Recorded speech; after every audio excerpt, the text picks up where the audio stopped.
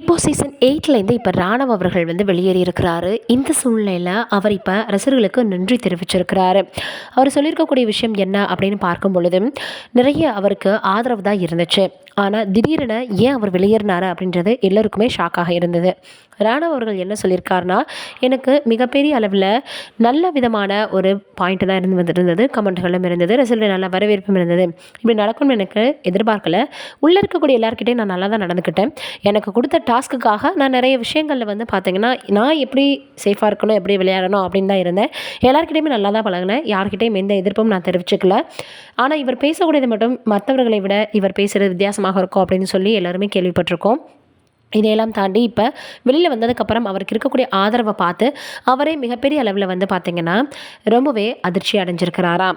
எனக்கு இந்த அளவுக்கு ரிசல்ட் நல்ல வரவேற்பு இருக்கும் அப்படின்னு நான் எதிர்பார்க்கவே இல்லை. நிச்சயமாக நான் ஒரு நல்ல ஹீரோவாக அவங்களை என்டர்டெயின்மெண்ட் பண்ணுவேன் அப்படின்னு சொல்லியிருக்கிறாராம்.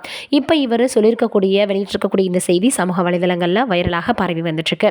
இது ஒரு புறம் இருக்க, ராணவ் அவர்கள் வெளியேறினதற்கு காரணம் விஜய் சேதுபதி அவர்கள் தானா அப்படின்னு எல்லோருமே பேசி வந்துட்டுருக்காங்க. அதற்கான காரணம் என்ன அப்படின்னு பார்க்கும் பொழுது, ராணவ் அவர்கள் சமீபத்தில் விஜய் சேதுபதி அவர்களிடம் ரொம்பவே மோசமாக பேசிட்டாரு அப்படின்னு அவர் நினச்சிருக்காராம். எல்லாருக்கிட்டையும் நல்லா பேசுகிறீங்க, நான் ரொம்ப ஸ்ட்ரிக்டாக பேசுகிறேங்க, கொஞ்சம் ஹம்பிளாக பேசலாம் அப்படின்னு ஓப்பனாக போட்டு உடைச்சிருந்தாரு.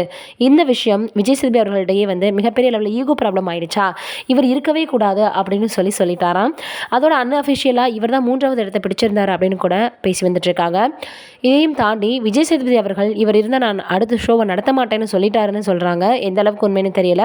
கமல் அவர்கள் ஏற்கனவே இப்படி தான் வேறு ஒரு போட்டியாளர் கூட பிரச்சனை ஏற்பட்டு அவர் சொல்லியிருந்தாருன்னு சொன்னாங்க. இப்போ இவர் அப்படி சொல்லியிருக்காங்க. இதனால் என்னடா இது இப்படி ஆயிடுச்சே, ஒருவேளை விஜய் சேதுபதி அவர்கள் தான் ராணவ் அவர்கள் வெளியேறதுக்கு காரணமானு இப்போ எல்லோரும் கேட்க ஆரம்பிச்சிட்டாங்க. இது உண்மையாக இருக்குமா இல்லையா, நீங்கள் இதை பற்றி என்ன நினைக்கிறீங்கன்னு மறக்காமல் கமெண்ட்டில் சொல்லுங்கள்.